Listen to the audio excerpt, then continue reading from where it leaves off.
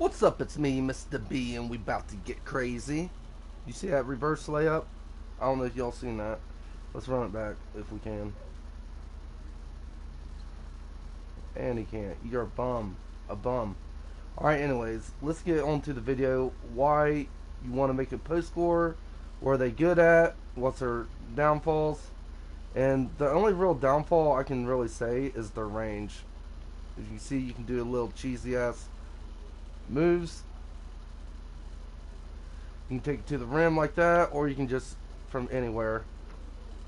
It's something like that. So, how do I do that? Well, let's start with the basics. I want you to start right here. Just hold L2 and get in the post. Then just hold straight up. Don't move it at all.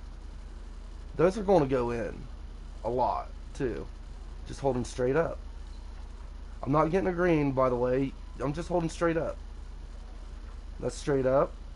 That's it. I'm not moving the analog at all. This is get you familiar with what you're doing. So now, let's see what happens if I hold straight up and I go left a little bit. See? Alright. Now we're going to hold straight up and we're going to go right. You barely go a little bit and it does it quite a bit. See? And then you'll be able to start aiming. If you gotta go right or left, you'll get used to how far you gotta go at any given time. Like, bam. Now, this is really strong, but you still gotta make your hook. You ain't gonna just get on this build and do this. You're gonna have to practice, like in this mode. But then you'll be able to do sweet things. You'll be able to bait the center to go out here to guard you. Then that's a perfect time to do your little roll. See what I mean? It's a nice spin into a bucket. And you can always do that anytime. Alright, so there's other things you do with the post build too. You can also shoot. Now you're shooting these same shots.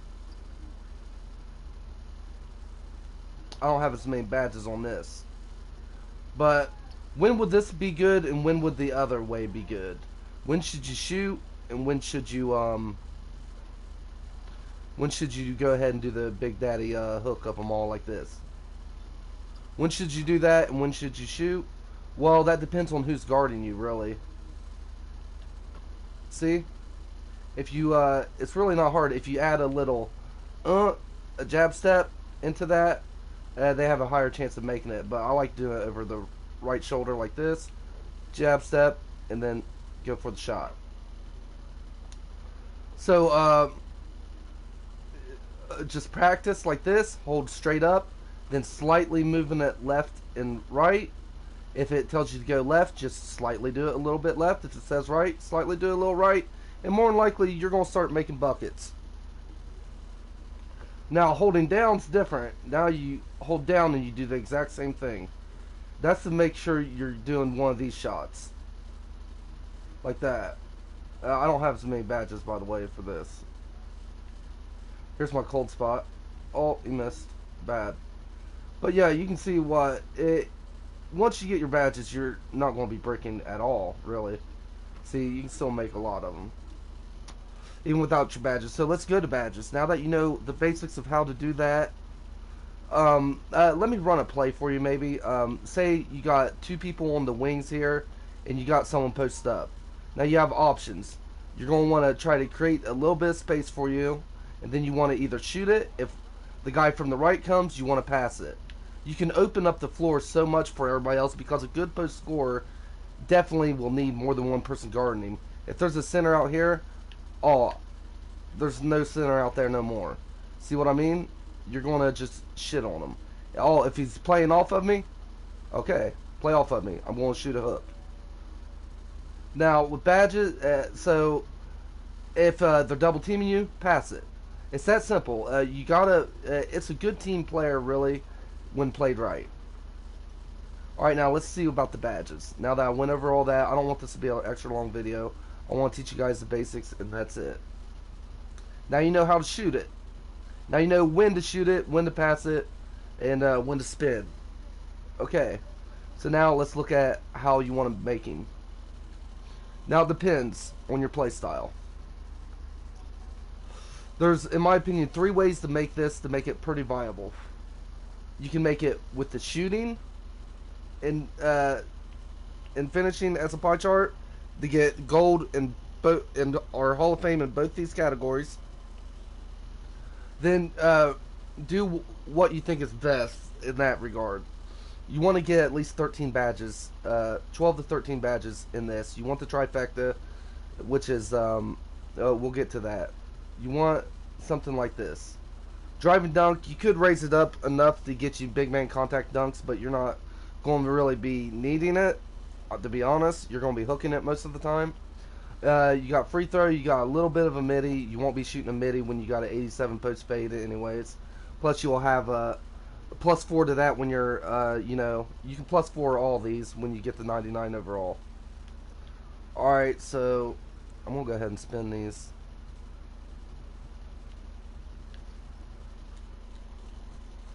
Okay. Then you do want some defense, at least a little bit. See, I can even get a little bit on my perimeter defense. Why would I do that? Because, when you're closing in on a shooter and you get a 4% contested and it drops, that's why, because you have no perimeter D. And as for the best badges really for this build, I went with speed instead, but you're going to be slower than everybody else regardless, so you could say fuck speed and not get a 60, but you get a far worse one. And you could go with agility, which is also good. Vertical is good for this build because it helps you get rebounds. That's pretty much the only reason why you want vertical. But strength is what puts the hook in the basket. If your strength is higher than theirs, then they can just forget about even contesting. It's not going to work. They'll need multiple defenders guarding you, and that's the name of the build. You want to be in the post, and it takes more than one person to get you out of that game. Now, you want it to where you'll at least have a 91 overall on your strength after making this. That way, once you reach 99 overall, you'll get the extras, and you'll get up to 99. If you want to make it... now, you could make him 6'10 as well, but you're going to lose out on some things. But he will be faster. But that's one way of making it the way I did. And the other way, I would say, is going with this pie chart with this playmaking and finishing. That way, if you have a team that just don't shoot all that great and you think they could use a little bit of dimer and floor general, then you'd make it like that. Your defense would still be the same as it is now. You'd just be a better passer, but you'll still hook for days. You'll hook for days on all these. You just won't have much of a post fade. You won't have near as the post fade as you would now, which will make you less versatile. Because post fade, when the post fade and when the post hook, it relies on who's guarding you. A post fade is best when the bigs are guarding you, because the perimeter defense isn't that good. When you got a perimeter guy guarding you, obviously you want to back him down and take him to the hole and use a post hook. And you don't have to get far into it. Anywhere beyond the 3-point line, you can do something to somebody. Alright, now, you want to do this, especially because you want your boards and you want to score off them boards. But the last way to make this build is defense and finishing. Your post hook's going to be really good still, and you'll have defense. So that's the 3 ways I would do. I do either shooting if you want a midi, if you want to be able to hit the midi more consistently, but you'll still need shooting badges, and I'll show you why. The least amount, I would say 7.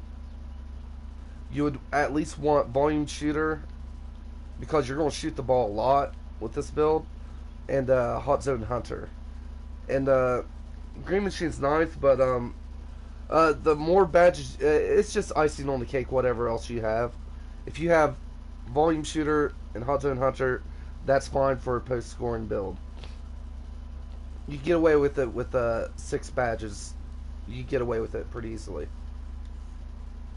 But if you're doing it this way, you're going to need deep phase, hot zone hunter, green machine, flexible release, and volume shooter pretty much. If you have all these corner specialists, I'd rather have volume. I wouldn't get rid of nothing else. Flexible release is like the consistent finisher of the shooting aspect of this build. Alright, so when you have these, the reason why you have 3 of them, as long as you have 3, you're going to be reliable. 9 at the very least, if you can only get gold. And that's if you don't go with the finishing. If you go with the shooting instead, you need at least 9, I'd say. Playmaking, it can get a little tricky because quick first step's great, push spin technician's great, unpluckable's great, dream shake's great. Those are your main badges that you kind of want to invest in all of them. But I'd make sure you had a decent unpluckable, like at least a silver. Post spin technician, I'd put that as good as you could. Dream shake and quick first step. You can't have all of them, but then you'll lose out on defense or you'll lose out on shooting or something of that nature. But that's my build, and that's kind of how you play with them. Just practice, practice, practice at that. You want to get your shot down. Like if you're doing a fast break and you run over here and you see him over here, just go a little bit over and then pop that hook out. If they're not touching you, it's a wide open shot and you're going to make that, even of the ugliest shots. Look, I didn't even touch it that time. I just held up. I didn't even aim that motherfucker. Oh, fuck. I didn't even aim it there. And that time I aimed it, and there it is. So, once you do this a couple times to people, he's going to say, hey, I need some help. And that's when you start passing it. You're a team player. As long as you play like a team player, you'll do very well with this game. Not saying that you couldn't get 100 in rec with this build, because you could easily. If your teammates can't score and they are willing to give you the ball, you're just going to have a field day on most defenders, because there will be nothing they can do to stop you. What would be best when you play 5s, you want a glass cleaner under as center to help get the boards and to pass it to you. You'll want a couple wing players that can shoot, and your point guard probably a shooter as well. So you'd probably want 3 shooters and a glass cleaner. He can get the boards and put back when you miss or your other teammates miss. You can use this build more as a defensive guy. If your teammates do want to play around you, they'll give you the ball and let you get in your post. If you're double teamed, then they're probably going to hope you pass it. If there's a lane, if they're spacing the floor properly, somebody will be open. And that's pretty much why and how you play with this build. I hope you guys enjoyed this video. I don't want to make it too long. I just want to give you guys the basics. And, maybe I should tell you the first badges to go with. The very first badge I would go with is Consistent Finisher. The next one would be probably Pro Touch. Then I'd deep hook it the rest of the way, like I did there. This one, I'd go with Volume Shooter, because you're going to be playing with, computer while you're grinding. I'd go Volume Shooter, and then after Volume Shooter, I'd probably go Hot Zone Hunter, and then probably Deep Fades, and then these two.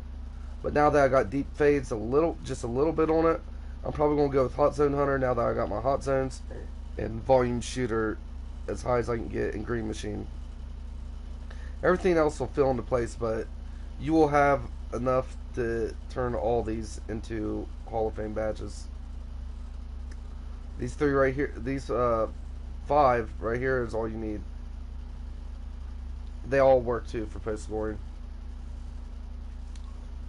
And as for defense, I personally would go with whatever your team needs, like Intimidator. Put 3 on that, 3 on this, that's 6.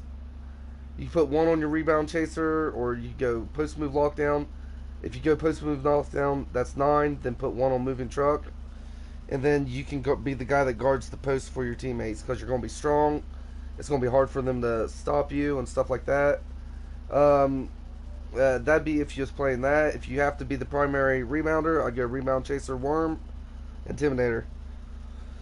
Then pick your poison on the last one. Rim protector one or post move lockdown on one, something like that. That's what I would do. You're not going to have much on defense, so do with it what you can. Whatever your play style works with your team, and that's it. That's all I have to say for this build. I hope you guys enjoy it. I hope I hit this last one, and I did. Oh yeah. See, you don't even let go. You don't let go. You just keep aiming it until you get it as close as you can to the marker, and you just hold it the whole time. That's a hard one. That's a hard one too. That's a rough one. It'd be really nasty if you got this down if you knew where to angle your shots at, because it's going to be the same every time. If you knew where and you just turned off the shot feedback or whatever, or the aimer in your settings, and it'd be goated. There it is. I'll see you guys next time.